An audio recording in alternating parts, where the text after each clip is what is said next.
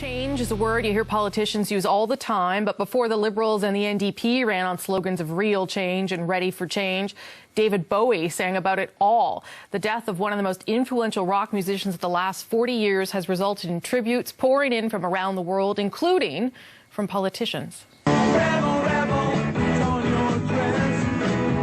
Rebel, rebel. Musically, creatively, artistically, David Bowie was a genius. For someone of my age, he provided a lot of the soundtrack of our lives.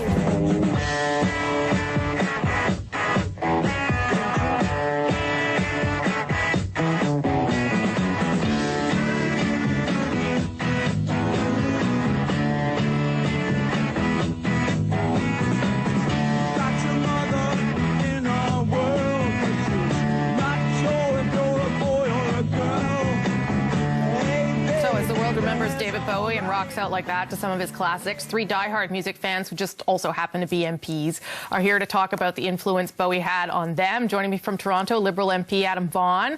From Vancouver tonight, Conservative MP Tony Clement. And via Skype in Timmins, the NDP's Charlie Angus. So, Charlie, I'll start with you because you're the only one who I think was a real musician. I mean, I know Tony Clement thinks he's a real musician too, but you're the only one who made money off of it. So I wish I could still, but no, I'm having to debate Tony all the time. Just tell me what David Bowie meant to you, what you thought when you found out that he had passed away. I think, you know, when a pop star dies, there's all kinds of superlatives. Mostly it's the baby boomers or Gen X, you know, saying, oh my God, we're getting older. But you look at Bowie and you see an artist who pushed the boundaries all the time, like someone who was reinventing himself right up to this last video with Lazarus. But I look at that whole trajectory of what he did, but I still go back to being 15 years old in a world that was gray and beige, and girls looked like Farrah Fawcett and boys wanted to be jocks. And if you didn't fit in, you got pushed into the lockers. That's the way it was back then. And Bowie was a soundtrack. Bowie was the escape code. Whenever you were in school where there were the fat kids and the geeky kids and the somewhat gay kids who didn't fit in, they had a Bowie record, and you went up and talked to them. And it was Aladdin Sane, it was Hunky Dory, it was a Thin White Duke, the Young American. He showed us that there was a bigger world waiting. And I think that's that sense of openness in the frontier that belonged to anybody who decided that they could be different. That, to me, that's what I think of Bowie is back in those days. He was color and sunshine and identity. Personal identity when everybody else was telling you you had to sit in the box and be like everybody else. Adam Vaughan, that's sort of your thoughts about David Bowie too, right? It's not just about the guy who did some incredible things with music. It's about being allowed to be what we wanted to be, right? That's what you said.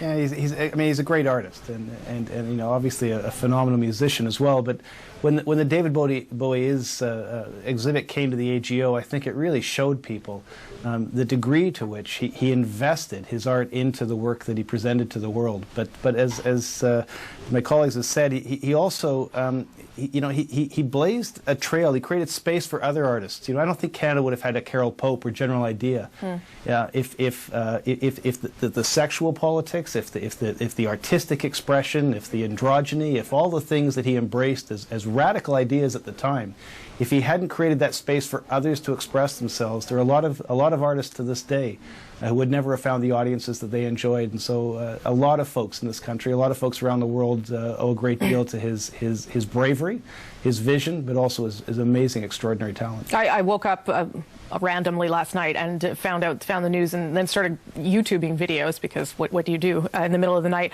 And one of the videos... The last well, the last one, yeah.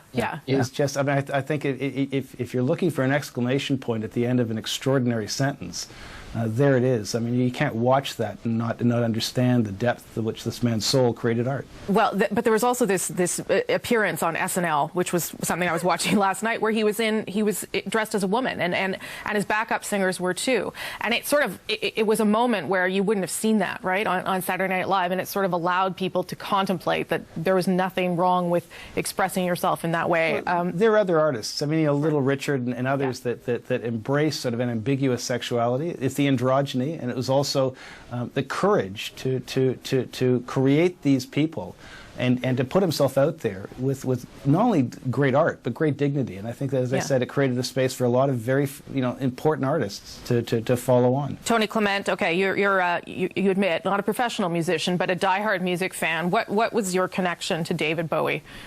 Well, as you can see by my fashion sense, he's been a big influence on me. But no, I got to see David Bowie live, I guess, when I was 21 years of age in the Let's Dance tour in Toronto, and very, very impactful, obviously. Look, I agree with everything that Charlie and Adam are saying.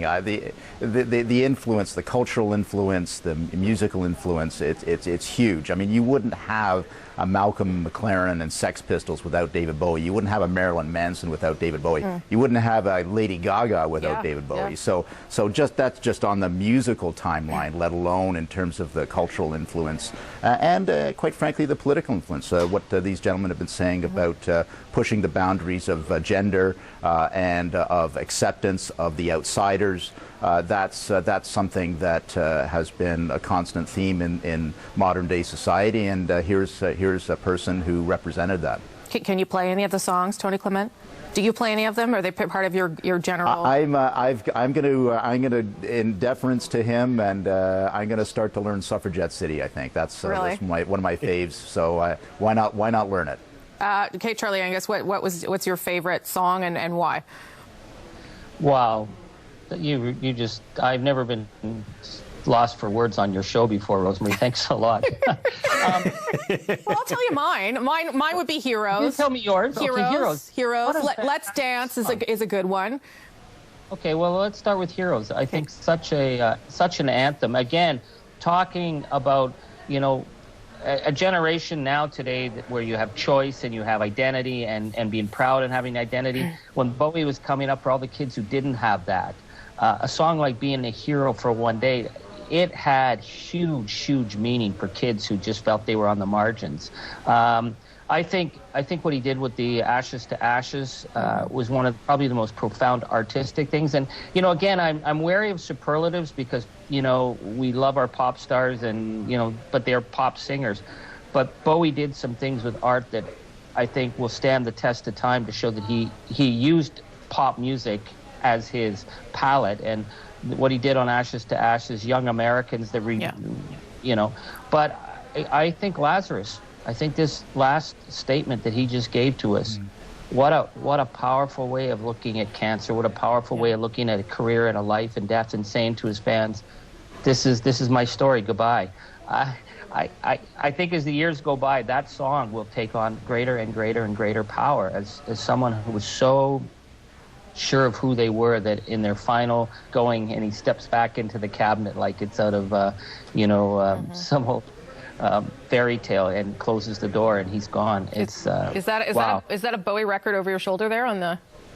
Yeah, we've been playing Bowie all day here. My daughter says, "Don't you have a job to do, Dad?" But hey, I closed. I had to work at home, so it's been Bowie all day. Adam Vaughn, 20 seconds. Your favorite song? Well, I think Ashes to Ashes is part of an emergence of video as a way of communicating music to the world. And the thing about Bowie, MC Hammer today put out a tweet that linked to David Bowie taking MTV on for not playing enough black artists in the middle of the 80s as rap and hip hop was starting to take off. Yeah. He wasn't just about his own art. He was an artist that stood up for a lot of other folks, and I read that today and thought, wow, the courage was a privilege that he shared with the world, and we're all better for experiencing it. Are you telling me you follow MC Hammer on Twitter? Is that what you're telling me? Look, there? I used to run the hottest radio station in Toronto, CKLN FM. Okay, Tony, favorite song? You told me the one you want to learn, but favorite song?